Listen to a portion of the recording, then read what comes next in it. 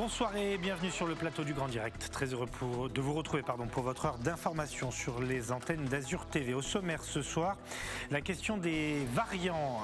Que faut-il en penser? Faut-il avoir peur? Que penser du variant indien également? On va essayer de démêler le vrai du faux avec Véronique Mondin qui est infectiologue au CHU de Nice. Invité exceptionnel ensuite pour un long entretien, Christophe Mirmand, le préfet de la région Provence-Alpes-Côte d'Azur. Nous évoquerons la situation sanitaire, la reprise économique, mais également les stigmates du gel dans le Var ou encore de la tempête Alex dans les Alpes-Maritimes. Et puis c'est une semaine très sportive après Cannes en volley, Marseille en hockey, Monaco en basket s'est imposé lors de la finale aller de l'Eurocoupe. C'était hier soir. Match retour vendredi sur le terrain de Kazan en Russie. Nous serons avec le journaliste monégasque Jean-Christophe Sanchez qui suit le club pour parler de cette très belle épopée européenne. Voilà pour le sommaire de ce grand direct. Nos reportages également à retrouver avec pour commencer la vaccination. Avant d'accueillir le docteur Mondin, la vaccination doit-elle être élargie à tout le monde ou en tout cas à d'autres tranches d'âge? Dans les Bouches-du-Rhône, alors que le taux d'incidence flirte avec les 500, ils sont nombreux à le réclamer, y compris des médecins. Reportage de Manon Mujica.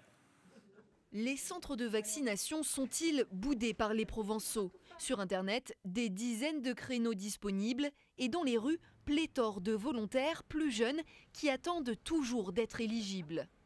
Si les personnes âgées ne veulent pas le prendre, il faut le proposer aux plus jeunes, forcément, qui veulent le prendre. Je pense qu'il faut vacciner le plus possible, le plus largement possible, comme l'Angleterre l'a fait.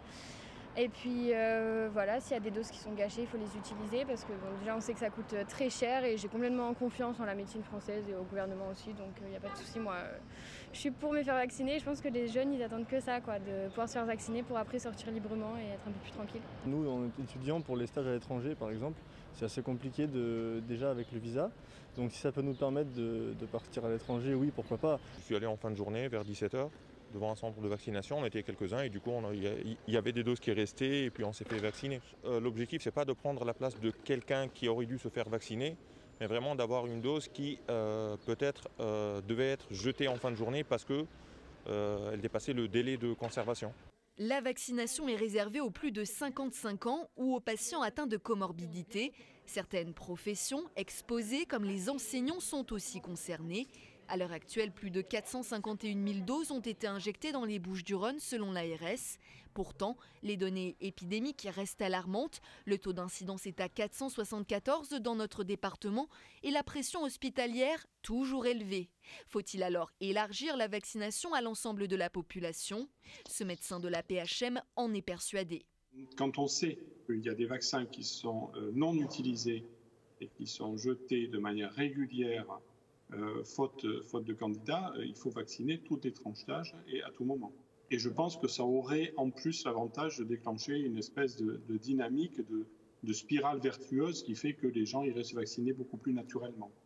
Interrogé en conférence de presse à ce sujet, le Premier ministre Jean Castex a jugé prématuré à ce stade d'élargir la campagne de vaccination. Voilà pour la situation dans les Bouches-du-Rhône et cette possibilité d'élargir ou pas la vaccination. Évidemment, des précisions sont attendues dans les jours à venir. On rappelle que dans certaines communes, c'est déjà le cas et c'est assumé. On en reparlera d'ailleurs tout à l'heure avec le préfet de la région Provence-Alpes-Côte d'Azur, Christophe Mirmand. Avant d'accueillir le docteur Mondin, on va peut-être faire un petit tour du côté de l'Italie, toujours sur le front de la Covid-19, puisque le pays est en train de se déconfiner.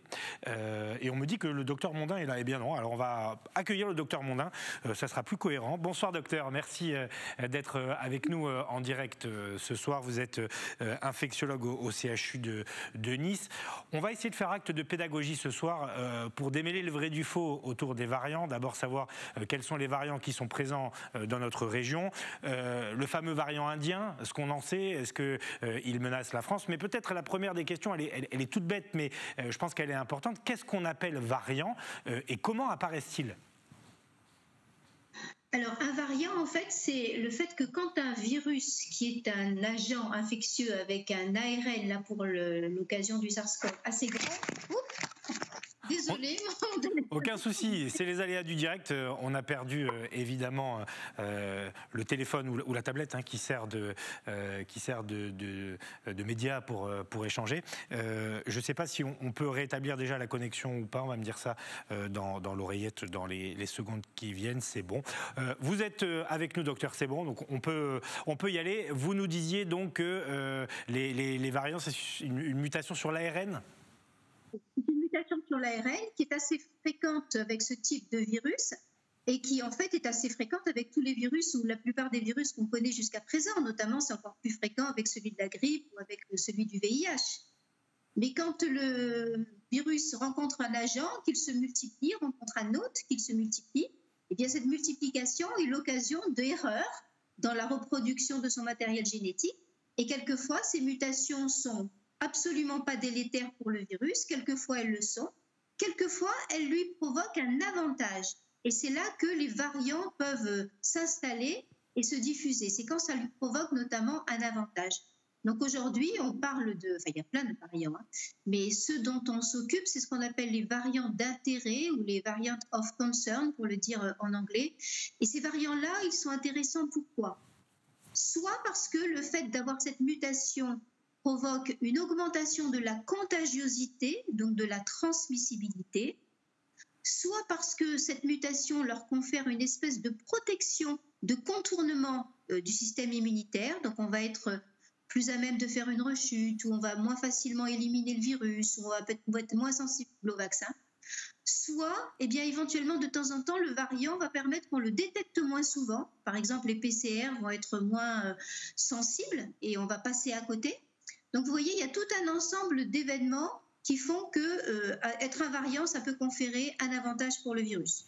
Petite parenthèse sur les noms qu'on leur donne dans le grand public, les variants anglais, brésiliens, sud-africains, on parlera de l'indien tout à l'heure. Évidemment, il n'y a pas de rapport direct avec le pays, mais c'est parce qu'on les a détectés là-bas en masse, c'est ça ? Oui, il y a un rapport oui, parce direct, que, bien sûr. On les a détectés là-bas, donc pour l'instant, ça fait un peu sens de les appeler comme ça, bien que, effectivement, chez nous maintenant en France, puisque la question aussi que vous me posiez, c'est où est-ce qu'on en est en France et surtout au CHU de Nice avec ces variants, eh bien 99% de nos souches sont maintenant des variants anglais. On a aujourd'hui seulement 1% de virus qui ne sont plus des variants anglais, qui sont soit du variant sauvage, un tout petit peu de sud-africain, un tout petit peu de brésilien, vraiment vous voyez quasiment anecdotique. Pour l'instant, on n'a pas encore d'Indiens en France. Je crois qu'il n'y en a eu que 2 cas détectés aux Antilles, mais voilà, il n'y a pas de variant pour l'instant indien en France. Et du coup, est-ce que vous les appréhendez mieux, ces variants, et notamment le variant anglais au CHU de Nice, vous l'avez dit, 99% des cas, dans l'accompagnement, les soins, est-ce que sur sa définition, vous le maîtrisez un peu mieux ? Oui, le variant anglais ne nous a pas posé énormément de soucis au final. On sait qu'il est quand même plus contagieux. Donc on a changé nos recommandations par rapport aux périodes d'isolement. Vous savez qu'avant on disait 7 jours de contagiosité, aujourd'hui on dit plutôt 10 jours et on essaye vraiment de sensibiliser les gens au fait que l'épidémie a un peu changé. C'est pour ça qu'on voit un peu plus de cas, de gens un peu plus jeunes, etc. On n'a pas d'idée encore très précise, il y a des études contradictoires sur le fait qu'il soit plus grave ou pas. Il y a effectivement des articles qui disent un peu plus grave, mais ce n'est pas une certitude absolue. Quoi qu'il en soit, il reste très sensible à la vaccination avec tous les vaccins dont on dispose aujourd'hui. Donc, étant donné qu'il est majoritaire, que nos vaccins marchent, le message que je voudrais faire passer, qui est urgentissime, c'est qu'on se fasse vacciner tant que c'est celui-là qui circule. Alors, c'est le cas, donc allez-y, faites-vous vacciner dans le département, dans la région. La question pour terminer du variant indien, docteur, parce que là aussi, il faut être prudent et précis. Est-ce qu'on a des informations sur sa nature ? On a vu circuler des infos un peu anxiogènes sur le fait qu'il serait résistant au vaccin, plus mortel. Est-ce qu'on le connaît un peu mieux, lui aussi, désormais ? On ne le connaît pas encore très très bien. Il faut reconnaître qu'on nous demande beaucoup de détails sur ces virus et ces variants qu'on n'a jamais l'occasion vraiment de voir. Cliniquement, on ne connaît pas comment ça se passe. Donc on est obligé de rapporter simplement des données qu'on nous donne. On sait aujourd'hui qu'en fait il a 15 mutations ce virus, mais 2 mutations particulièrement d'intérêt qui font que quand elles sont en synergie toutes les deux, elles vont avoir un potentiel à la fois de contagiosité accrue et peut-être de dangerosité accrue aussi. Mais c'est très difficile à dire parce que les Indiens séquencent très peu leur virus, ils n'ont pas les moyens techniques de tout séquencer. Et on sait en plus que ces événements ont particulièrement été rapportés après des grandes fêtes religieuses qui ont amené un énorme brassage de population. Et vous savez très bien qu'en France, ça a été la même chose. Je veux dire, il y a eu des événements comme ça qui ont conféré une explosion à l'épidémie qui n'était pas forcément en lien avec un type de virus. Donc restons prudents. C'est clair que c'est un variant problématique. Mais je crois qu'aujourd'hui, il faut faire la part des choses. On ne sait pas encore ce qui revient à ces mutations ou au comportement, on va dire à l'environnement indien en particulier. Et pour être tout à fait complet, est-ce qu'il n'est pas trop tard pour éviter son apparition en France ? Je ne crois pas, puisque pour l'instant, on n'en a pas détecté en France. On est aujourd'hui, je crois que c'était hier qu'il y avait une enquête flash qui se fait de temps en temps, je crois que c'est tous les 15 jours, dans la plupart des centres pour essayer de détecter justement où en est l'épidémiologie. Donc on aura la réponse dans quelques jours. Il faut que tout ça soit analysé. C'est pas très simple. Je crois que les précautions, en tout cas l'annonce des précautions a été faite par rapport aux vols venant de l'étranger. Je suis toujours très suspicieuse parce qu'on nous a dit partout, et notamment ici à Nice, que toutes les précautions avaient été prises. Et on sait aujourd'hui que ce n'est pas toujours le cas. Mais quoi qu'il en soit, les annonces sont faites. Donc je compte vraiment sur les gens qui nous gouvernent pour ne pas prendre ça à la légère et protéger la population. Donc ça, c'est vraiment très important. Donc il est vraiment, enfin, absolument impératif que toutes les personnes qui arrivent sur le sol français aient des tests avant de partir et des tests au retour, assurent qu'elles vont rester en isolement pendant quelques jours. Enfin, tout ça doit être fait, sécurisé, vérifié, pisté, si on veut vraiment être à l'abri. Merci beaucoup pour toutes ces précisions, Véronique Mondin, c'était très clair.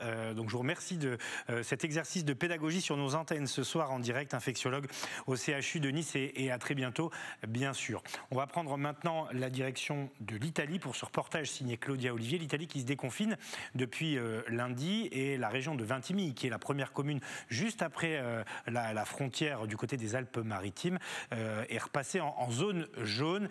Les restaurants attendent la clientèle française, et certains Français qui ont des motifs impérieux pour se rendre en Italie peuvent déjà s'attabler de nouveau. Reportage.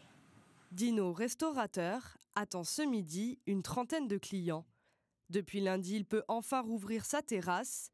L'Italie entame sa première phase de déconfinement. Vintimille, ville frontalière, est passée en zone jaune. Un soulagement, même si c'est une reprise en dents de scie. Et les Italiens ne sortent pas, c'est ça. À midi, il y en a, mais le soir, c'est triste, c'est triste. Il n'y a pas personne, complètement. 2, 3. Prise de température, gel hydroalcoolique, distanciation entre les tables. Un protocole strict est en place, mais c'était sans compter sur une météo capricieuse. Il fait froid. Les gens ne veulent pas manger dehors, encore. Tu restes sur le manger, ça ne va pas, non? Quand on a froid, c'est pas bien à manger. Sans test et sans quarantaine pour des séjours de moins de 120 heures, les Français peuvent se rendre en Italie avec un motif impérieux. J'avais un rendez-vous, là, disons, de travail. Et on a profité pour aller à un restaurant sympa sur le bord de mer. On est heureux, surtout que ça fait depuis des mois maintenant qu'on n'y va plus en France. Donc c'est vrai que c'est bien de pouvoir venir en Italie pour ça, ouais. Comme la plupart des restaurateurs, ce commerçant travaille avec une clientèle française à 70%.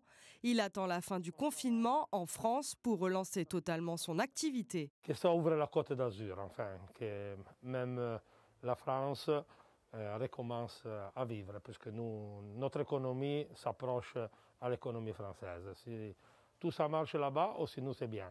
Sinon, Vintimille continuera à souffrir la crise du commerce, ça c'est normal.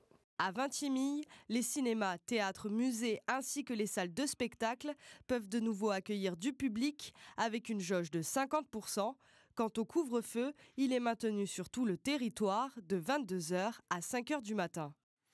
Dans un instant, Patrick Roger sera avec nous, il est déjà là, on va parler des élections régionales et la droite, les Républicains qui se déchirent en région Provence-Alpes-Côte d'Azur. Avant cela, juste cette petite information suite au dossier des propos racistes tenus par le président du Yacht Club de la Pointe-Rouge à Marseille, les propos qu'on a évoqués hier, vous les voyez en partie là sur cet article de Mars Actu qui avait révélé l'affaire. Eh bien, Monsieur Tomasini a démissionné cet après-midi de ses fonctions, comme le réclamait la mairie de Marseille, qui va donc pouvoir renouer ses liens avec le Yacht Club. Bonsoir, mon cher Patrick Roger, merci d'être avec nous. Sud Radio, bien évidemment, éditorialiste du mercredi soir. Je voulais qu'on évoque avec vous la question des régionales. Alors, on va évidemment faire une petite accroche régionale avec Renaud Muselier et Éric Ciotti qui s'affrontent finalement sur le soutien ou pas de la République En Marche. Vous le voyez, un tweet de Renaud Muselier qui a mis un peu le feu aux poudres. Il est en train d'ailleurs de tenir sa conférence de presse là, de présentation. Voilà ce que écrit Renaud Muselier sur Twitter ce matin. Éric Ciotti a dit que je pourrais avoir la défaite et le déshonneur au régional 2021. En 2017, je les ai évités en appelant à voter pour Emmanuel Macron face à Marine Le Pen. Lui pas. Nous n'avons clairement pas la même idée de la droite ni de la France. Autant dire que ça tangue. Ils sont tous les deux chez les Républicains. Au milieu, il y a Christian Estrosi, le maire de Nice, qui lui aussi est favorable aux alliances avec la République En Marche. Et puis, les amis d'Éric Ciotti répondent aux amis de Renaud Muselier. Enfin, c'est une petite pagaille quand même, mon cher Patrick.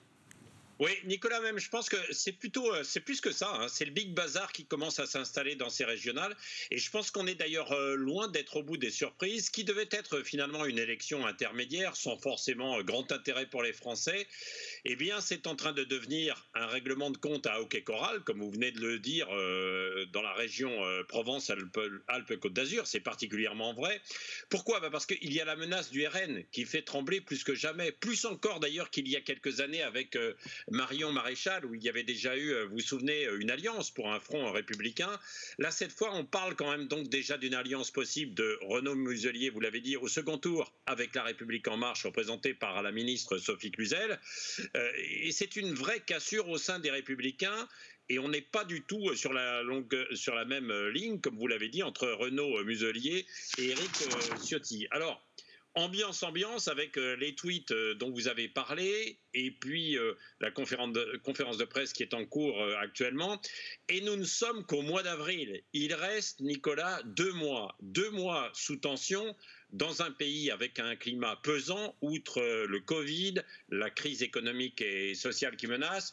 Le monde politique national est en ébullition, comme on le constate avec l'histoire des généraux, de la tribune des généraux retraités, sur le délitement de la société. Donc c'est vraiment extrêmement tendu. Et finalement, sur un plan politique, même s'il ne faut pas aller trop vite, ces élections qui étaient annoncées comme une véritable bérésina pour la Macronie, pourrait bien être effacé pour le pouvoir en place, eh bien, par toutes ces batailles internes à droite, mais aussi à gauche.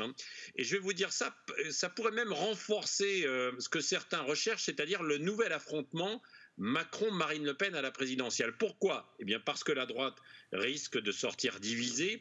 Et si l'un de ces candidats leaders, en plus, au passage, Xavier Bertrand, passe à la trappe, eh bien, certains LR iront se jeter dans les bras de Macron s'ils ne voient pas d'hommes ou de femmes providentiels à droite. Et puis, de l'autre côté, eh bien, il y a le Rassemblement national qui pourrait conforter ses positions avec, qui sait d'ailleurs, peut-être même une ou 2 victoires en région. Au vu du climat actuel, c'est complètement possible, quoi.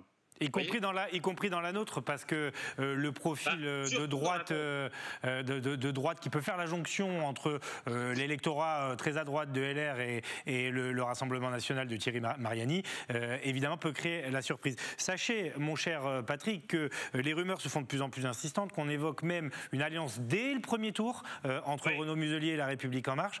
Certains députés En Marche ne se cachent presque plus de leur figuration sur la liste. On le verra d'ici la fin de semaine.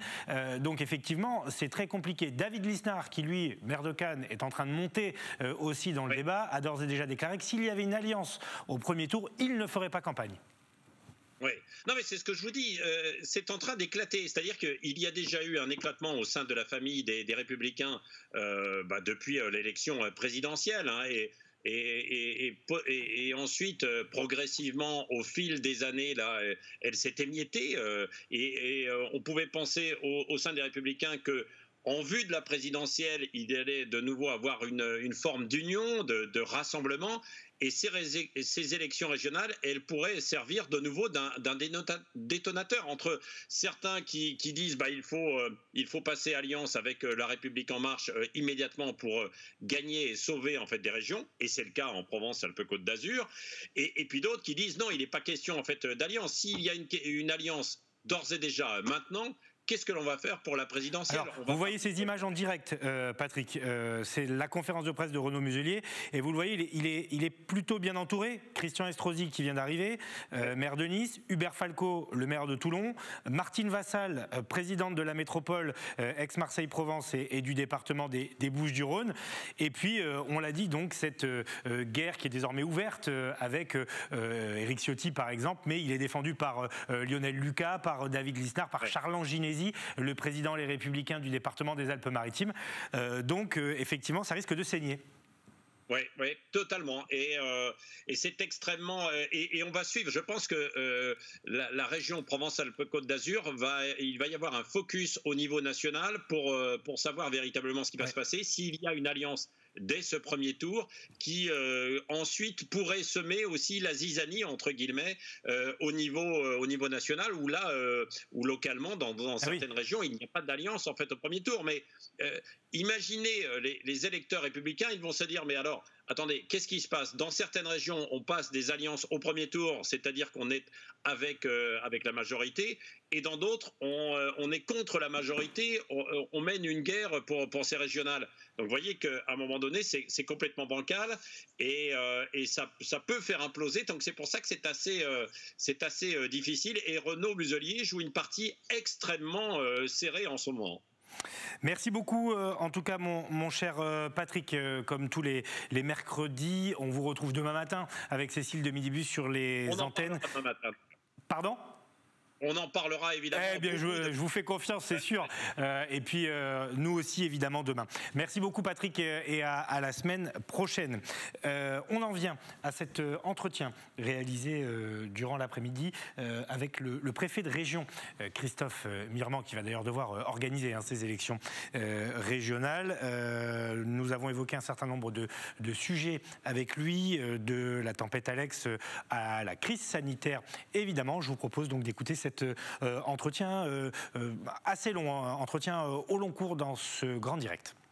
Bonsoir Monsieur le Préfet, merci d'avoir accepté notre invitation ce soir sur les 3 antennes d'Azur TV. Est-ce que d'abord, avant qu'on rentre dans le vif du sujet sur les questions économiques, de santé et puis certaines questions propres à nos territoires, est-ce que vous pouvez rappeler quel est le rôle du préfet de région, parce que dans le Var et dans les Alpes-Maritimes par exemple, on connaît le rôle du préfet de département. Merci d'abord de votre invitation. Alors, le rôle du préfet de région, à l'image du préfet de département, c'est d'abord d'être le représentant du gouvernement et de mettre en œuvre les politiques dont il est chargé, quels que soient les ministères, toute administration civile de l'État. Et puis, c'est aussi à son niveau de jouer un rôle de coordination de l'ensemble de ses collègues préfets de département pour s'assurer de la cohérence des politiques publiques mises en œuvre au niveau de l'ensemble de la région Provence-Alpes-Côte d'Azur. Et c'est donc une fonction qui est à la fois comparable à celle de mes collègues préfets de département, mais en même temps avec cette charge d'élaborer une stratégie à l'échelle de la région pour manifester la cohérence de l'action gouvernementale et de l'action de l'État. Alors évidemment, nous sommes heureux de vous recevoir parce que justement, grâce à vous, nous allons pouvoir avoir une vision globale sur certains sujets, notamment la crise sanitaire qui, j'imagine, vous occupe beaucoup. D'abord, où en est l'épidémie dans notre région? Il y a certaines disparités quand même entre le Var, les Alpes-Maritimes et les Bouches-du-Rhône au niveau des indicateurs. Nous sommes d'une façon globale sur la région Provence-Alpes-Côte d'Azur sur un plateau élevé. Il y a eu des évolutions importantes qui ont été enregistrées depuis quelques semaines, quelques jours, notamment pour le département des Alpes-Maritimes qui a vu son taux d'incidence baisser très fortement, et c'est sans doute le résultat des mesures de confinement qui ont été mises en œuvre de façon plus précoce. À l'inverse, pour le département des Bouches-du-Rhône, il y a eu plutôt une aggravation au titre des 3 dernières semaines, mais celle-ci semble à nouveau s'inverser et nous avons une évolution plus positive depuis quelques jours puisque le taux d'incidence a diminué et il se trouve aujourd'hui à un niveau de 343 au niveau régional et au niveau départemental, il est de l'ordre de 480, ce qui permet de laisser penser que là aussi, les mesures sont plutôt favorablement mises en œuvre en ce qui concerne le confinement et bien évidemment le respect des gestes barrières. Avant la vaccination, est-ce que les chiffres toujours préoccupants, hein, malgré tout, dans les Bouches-du-Rhône, pourraient remettre en cause le déconfinement? Le gouvernement parle de déconfinement territorialisé. On attend des précisions du président de la République vendredi. Mais est-ce que vous, en tant que représentant de l'État, vous attendez à devoir différencier les 3 départements? Alors c'est une décision naturellement qui devrait être annoncée par le gouvernement ou par le chef de l'État dans son intervention vendredi. Ce qui a été indiqué par le gouvernement, c'est que les restrictions sanitaires seraient assouplies de façon très progressive afin d'éviter que l'épidémie ne reparte. Et donc il est possible que des mesures soient mises en œuvre de façon différenciée. Nous avions connu cette situation à la fin de l'été dernier lorsque des mesures avaient été mises en œuvre d'abord dans les Bouches-du-Rhône et plus particulièrement à Marseille et à Aix-en-Provence. Et nous avions vu que ces mesures permettaient de répondre de façon plus fine à des situations locales qui pouvaient exiger que des restrictions plus importantes soient maintenues. Alors, une question sur justement cette approche du déconfinement. Il y aura des consultations d'élus locaux aussi, une fois que le président se sera exprimé. Est-ce qu'ils vous en font la demande en tout cas ? Bien sûr, le rôle du préfet, le rôle du représentant de l'État, c'est de maintenir en permanence un dialogue avec les élus. C'est extrêmement important pour pouvoir permettre d'expliquer les mesures qui sont mises en œuvre au niveau national, qui sont décidées au niveau national, et le cas échéant pour permettre leur adaptation territoriale. Et je serai très attentif aux observations, aux souhaits, aux suggestions que les élus pourront me faire passer. J'ai toutes les semaines avec eux une visioconférence à l'échelle du département, mais comme mes collègues l'ont également pour chacun des départements de la région. Et nous avons donc l'habitude de ce dialogue et je crois qu'il est très fructueux pour permettre à l'État, pour permettre aux services préfectoraux, mais également aussi aux services de l'Agence régionale de santé, de pouvoir expliquer la situation sanitaire et bien sûr aussi de prendre en compte les souhaits de modulation des restrictions qui peuvent s'avérer nécessaires. Sur le front de la vaccination, monsieur le préfet, la région Provence-Alpes-Côte d'Azur est plutôt bon élève à l'échelle nationale.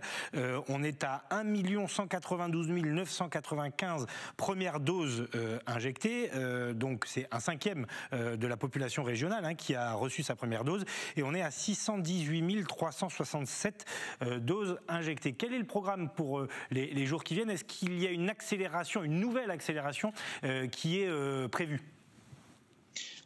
Ce qui est prévu, c'est bien sûr de faire en sorte que les doses qui sont transmises par Santé publique France puissent être utilisées dans les meilleures conditions au niveau local.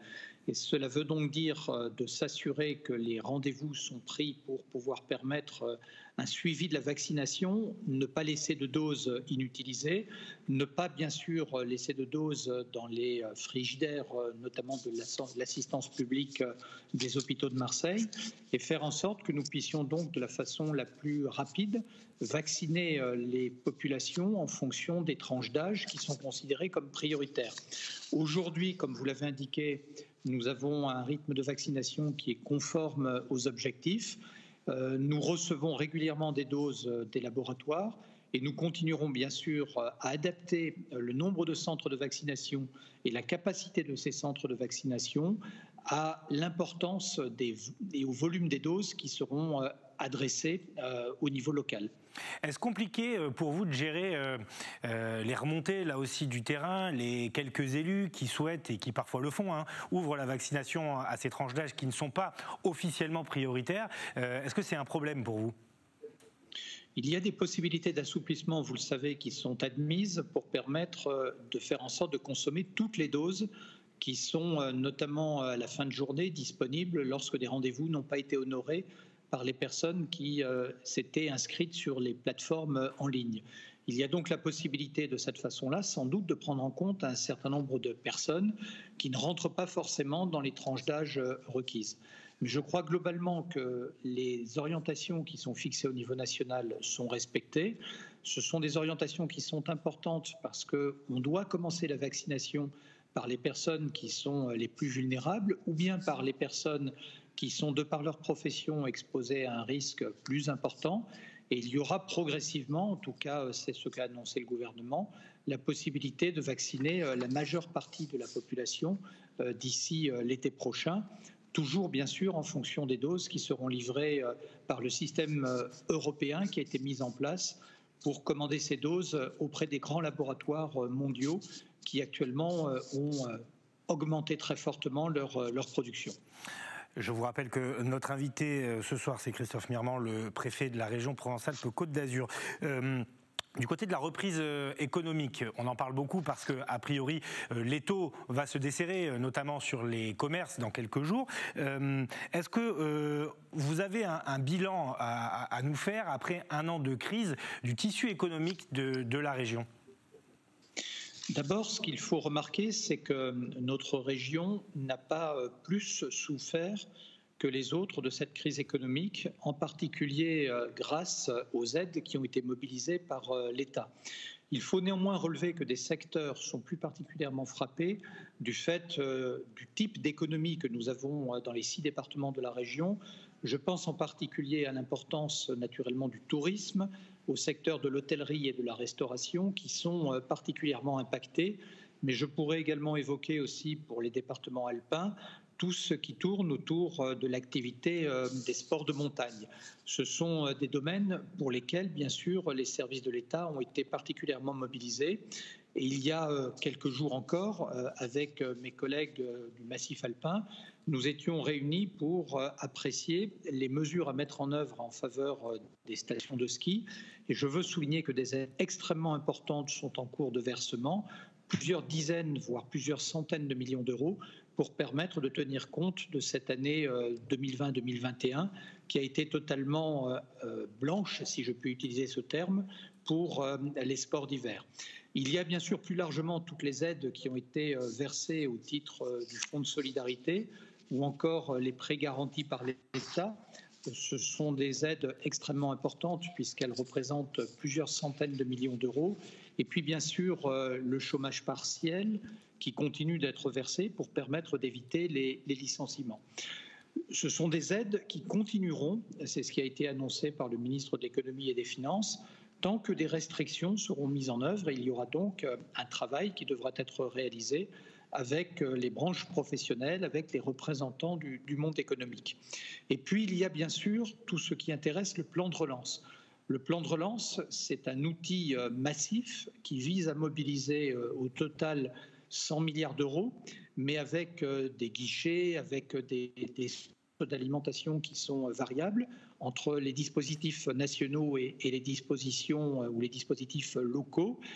Il y a donc une mobilisation en particulier pour venir en aide des entreprises avec des dispositifs qui permettent d'accompagner l'investissement de celles-ci, ou bien encore pour le bénéfice des collectivités, notamment une dotation de soutien à l'investissement local. À titre d'illustration, pour l'année 2021, cette dernière dotation représente près de 180 millions d'euros au niveau de la région. Et l'objectif, c'est de venir accompagner les aides qui sont nécessaires pour que les investissements des communes, des intercommunalités, des départements ou encore de la région puissent être déclenchés le plus rapidement possible. C'est le moyen d'alimenter les carnets de commandes des entreprises et de garantir donc une progression de l'activité qui permettra d'être synonyme de reprise économique la plus rapide possible. Puisqu'on est sur la question des aides, monsieur le préfet, petite parenthèse sur l'épisode de gel qui a frappé notre pays et ce fonds de solidarité qui a été débloqué par l'État, Jean Castex, 1 milliard d'euros. Les agriculteurs varois notamment, mais pas que, sont très inquiets. Évidemment, ils vont en bénéficier. Est-ce que vous avez quelques informations sur les délais, sur les modalités, sur l'accompagnement aussi que vous leur apportez ? Alors, le Premier ministre, à l'occasion d'un déplacement dans le sud-ouest, a effectivement annoncé une série de mesures qui représentent, comme vous l'avez rappelé, près d'1 milliard d'euros. Il y a d'abord des mesures d'urgence qui vont être rapidement déployées, une année blanche de cotisation, des dégrèvements de taxes foncières sur le non-bâti, une mobilisation des dispositifs existants en matière d'activité partielle ou bien encore de prêts garantis par l'État. Et une enveloppe d'urgence sera allouée au préfet pour permettre d'apporter un soutien immédiat aux exploitations qui rencontreraient le plus de difficultés. Et ces mesures d'urgence doivent naturellement d'abord se fonder sur une procédure d'évaluation qui s'inscrit dans le cadre du dispositif des calamités agricoles, qui est actuellement en cours avec les services de l'État, avec les techniciens des chambres d'agriculture, et qui permettront de prendre exploitation par exploitation ou territoire par territoire l'exacte mesure des dégâts qui ont été occasionnés par cet épisode de gel. Et puis il y aura des mesures exceptionnelles qui vont être mises en œuvre également aussi, comme le Premier ministre l'a annoncé. Une indemnisation des arboriculteurs, par exemple, au titre du dispositif des calamités agricoles, qui sera portée jusqu'à 40% pour les pertes les plus importantes. Et pour les autres filières qui ont été touchées et qui ne sont pas aujourd'hui couvertes par ce régime de calamité agricole, je pense à titre d'illustration par exemple à la viticulture, eh bien un soutien exceptionnel similaire pourra être mis en place.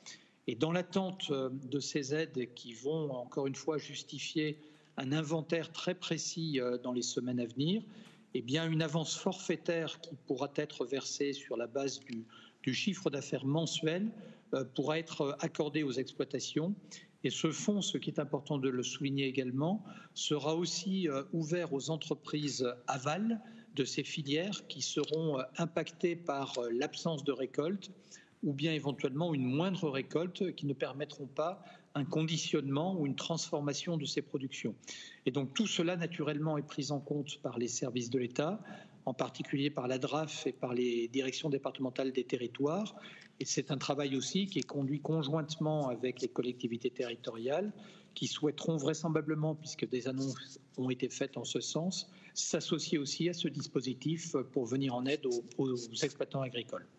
Deux petites questions pour terminer, monsieur le préfet, si vous le voulez bien. La première concerne la culture. Là aussi, le secteur est dans l'attente, vous aussi, de toute façon, parce qu'on est tous pendus aux décisions gouvernementales. Néanmoins, la piste de concert-test à Marseille, où en est-elle? Elle est soutenue, je crois même, par la ministre de la Culture, Roselyne Bachelot. La ville est prête, les acteurs aussi. Est-ce que, de votre côté, vous avez plus de précisions? Alors nous sommes, s'agissant de ces concerts-tests, dans l'attente naturellement du feu vert au niveau national qui était conditionné vraisemblablement par une amélioration de la situation sanitaire. Nous avons eu l'expérience à distance de ce concert qui a été organisé à Barcelone, qui, semble-t-il, a montré des résultats intéressants. Mais au-delà de ce test qui est soumis à un protocole scientifique très rigoureux, je crois que ce qui est important, c'est que nous puissions préparer progressivement ce qui doit se passer au-delà d'un test dans la totalité des salles de spectacle, des salles de concert, des salles de cinéma ou bien des infrastructures culturelles, des monuments historiques, c'est-à-dire une reprise d'activité dont le gouvernement a annoncé qu'elle pourrait intervenir à partir de la mi-mai prochain pour pouvoir permettre de préparer en quelque sorte, notamment dans notre région, des événements importants qui contribuent aussi à l'économie locale. C'est pour cela qu'avec mes collègues, avec les services de la Direction régionale des affaires culturelles, nous travaillons avec les acteurs de la culture sur des protocoles. L'idée serait de travailler sur des hypothèses de jauge et sur des protocoles qui pourraient permettre de gérer les flux de spectateurs, les conditions dans lesquelles ils seraient installés dans les salles de spectacle, en distinguant peut-être celles des manifestations qui sont organisées en plein air et celles qui sont organisées dans des espaces clos, et puis en permettant également aussi sans doute une réouverture progressive des musées. On voit bien que sur de tels lieux, nous pouvons être en mesure assez facilement, je pense, de mettre en œuvre des protocoles qui pourront être respectés strictement par les responsables des musées ou des monuments historiques. Donc j'ai bon espoir que dans les jours à venir, nous puissions naturellement progresser sur la préparation de cette période de redémarrage progressif. Voilà, qui concerne évidemment tous les pans de l'économie, hein, les restaurateurs, la culture, avec en visée l'été, qui est une saison cardinale évidemment en région Provence-Alpes-Côte d'Azur. Ma dernière question portera, monsieur le préfet, sur le passage de la tempête Alex il y a un peu plus de 6 mois dans les vallées des Alpes-Maritimes. Le préfet délégué à la reconstruction, Xavier Pelletier, a rappelé que l'État serait au rendez-vous, que les promesses seraient tenues, les promesses de versement d'argent, 100 millions d'euros par le président de la République. Ce soir, vous pouvez rassurer les élus locaux, les habitants, les engagements seront tenus ? Les engagements seront tenus. Les procédures d'examen de l'évaluation des dégâts sont en cours au niveau national. Et je pense que très rapidement, par l'intermédiaire du préfet chargé de la reconstruction, Xavier Pelletier, des informations plus précises pourront être données à l'ensemble des élus des vallées qui ont été très durement impactés par cet événement climatique. Merci beaucoup Christophe Mirmand, préfet de la région Provence-Alpes-Côte d'Azur, d'avoir accepté notre invitation ce soir sur les antennes d'Azur TV. Merci encore et à très bientôt. Merci de votre accueil. Et on va passer maintenant au sport dans ce grand direct avec l'Olympique de Marseille qui organisait une conférence de presse de son président au stade Vélodrome. C'est un exercice assez rare pour faire le point sur tous les dossiers chauds. La vente, la conservation de l'attaquant polonais Milik ou encore le bilan de Jorge Sampaoli, le nouvel entraîneur des Olympiens. Reportage de Valentin Rodriguez. 2 mois après sa nomination en tant que président, Pablo Longoria a pris le temps de répondre aux nombreuses interrogations liées à l'avenir du club. L'Espagnol a notamment balayé les rumeurs de vente qui animent l'actualité depuis plusieurs mois. Depuis janvier, notre propriétaire il a fait un communiqué. Je ne vends pas le club. Il est venu ici. Il a bien communiqué dans tous les différents entretiens que le club n'est pas en vente. Avec tous les supporters. Il a bien communiqué avec tous les supporters et il a dit à tous les groupes de supporters ici à Marseille, le club n'est pas en vente. Je vais me pérenniser ici encore pour faire un projet. Dans mes conversations individuelles avec lui, c'est toujours en parlant du futur. Quand un club est en vente et quand il a un procès de vente imminent, normalement, dans mes expériences, ça ne sort rien dans la presse et ça ne sort rien publiquement. Autre point chaud abordé, le cas Arek Milik, dont l'avenir à Marseille est incertain. L'attaquant polonais, prêté cet hiver par le Napoli, suscite de nombreuses convoitises à l'étranger. L'Espagnol de 34 ans a tenu à rassurer les supporters marseillais. On a le contrôle de Milik, oui. Milik, il est un joueur de l'Olympique de Marseille, avec une formule.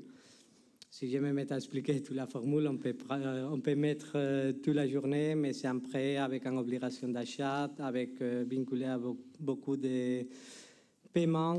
Dans le moment que tous les paiements sont faits, il est un joueur de l'Olympique de Marseille. Il n'y a pas de possibilité du tout que les joueurs retournent à Napoli, sauf qu'on décide ça, mais ça c'est une question pratiquement impossible.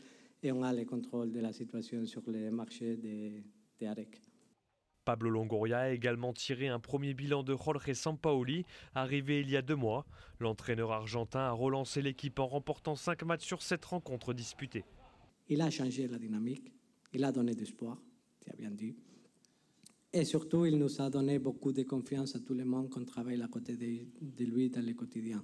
Et je dois dire qu'on a trouvé un très bon coach, un coach qui a toutes les valeurs pour pouvoir travailler dans ce type de club. Et l'impact, pas seulement dans les résultats, que c'est une question qu'on voit dans le quotidien avec la série qu'on a fait de 16 points sur 21, mais dans la vie du club aussi, il a un impact très positif. Le président marseillais en a profité également pour rappeler l'importance pour le club de se qualifier chaque année en Coupe d'Europe. Prochain rendez-vous pour l'OM, ce vendredi soir face à Strasbourg en championnat.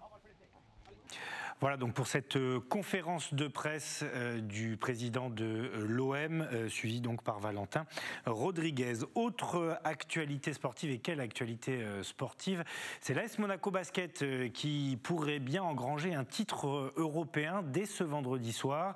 La Roca Team s'est imposée hier soir avec 2 petits points d'avance à domicile, salle Gaston Médecin en Principauté, 89-87, une victoire obtenue dans les derniers instants au terme d'un match très tendu. Et nous sommes ce soir avec Jean-Christophe Sanchez. Bonsoir, merci d'avoir accepté notre invitation. Journaliste à Radio Monaco, vous avez commenté la rencontre hier avec, je le disais, déjà on peut peut-être commencer par ça avant d'évoquer le match retour ce vendredi à Kazan. Une victoire obtenue dans les derniers instants, quasiment en apnée pour nous les spectateurs.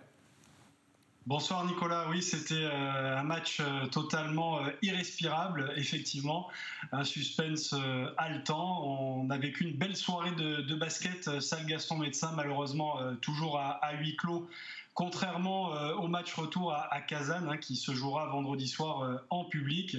Et c'est vrai qu'on a vibré, on a tremblé aussi, parce que cette équipe de l'AS Monaco Basket, comme souvent d'ailleurs, parce qu'au tour précédent contre les Espagnols de Gran Canaria, c'était déjà le cas, eh bien, elle a tremblé jusqu'au bout et ça s'est joué à quelques secondes près, à une interception, à un shoot qui ne rentre pas du côté de Kazan et une équipe de Monaco qui a un sang-froid terrible, quoi. C'est ce qui est frappant, un collectif impressionnant et qui nous donne l'impression à chaque fois que finalement rien ne peut lui arriver, et même dans les moments difficiles, parce qu'il y en a eu quand même dans ce match, notamment dans le 3e quart-temps, eh bien, elle a l'impression de jamais paniquer, d'être sûre de sa force.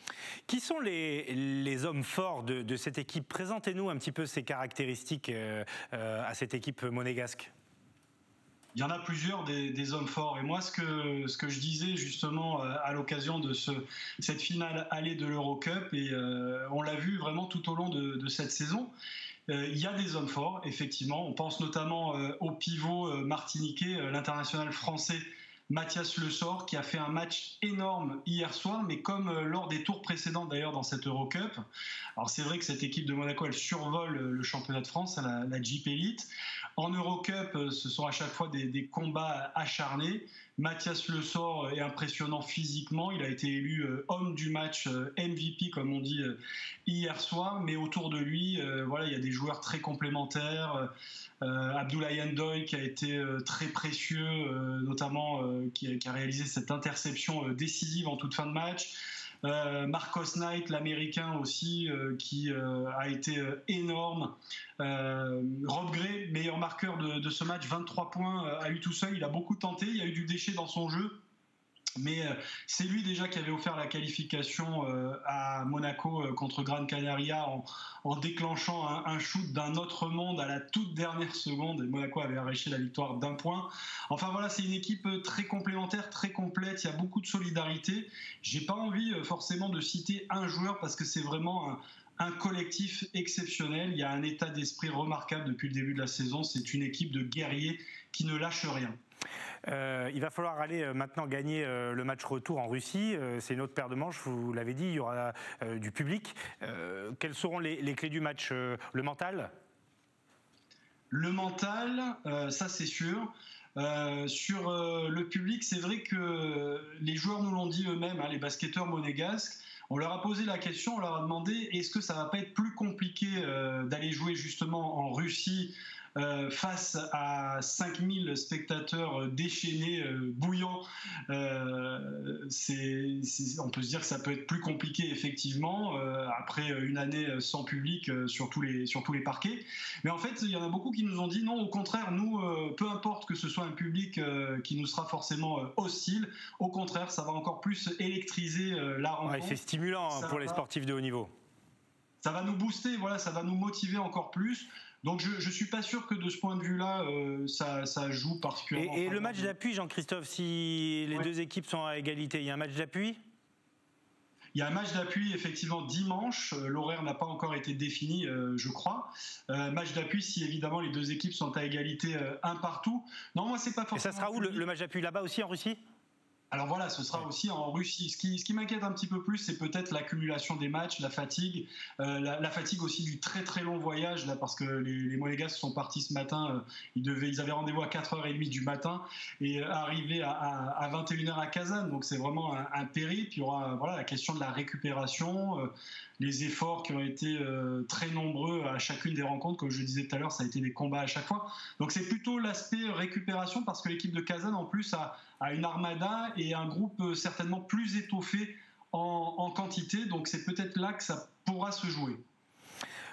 Merci beaucoup Jean-Christophe. On vous écoutera donc vendredi soir 18h pour ce retour d'Eurocoupe qui est la Coupe d'Europe que dispute cette année l'AS Monaco Basket, parce qu'on le rappelle pour ceux qui ne le savent pas, Monaco jouera l'Euroleague l'an prochain, cette semi-ligue fermée où il est quand même très compliqué d'avoir un ticket. Eh bien, les Monégasques l'ont obtenu et on espère donc qu'ils seront champions d'Europe, parce que eh bien, pour notre région, même si Monaco est un État souverain, ça fera une ligne de plus au palmarès sportif de notre région. Merci Jean-Christophe, on vous retrouve évidemment sur les ondes de Radio Monaco. À très bientôt.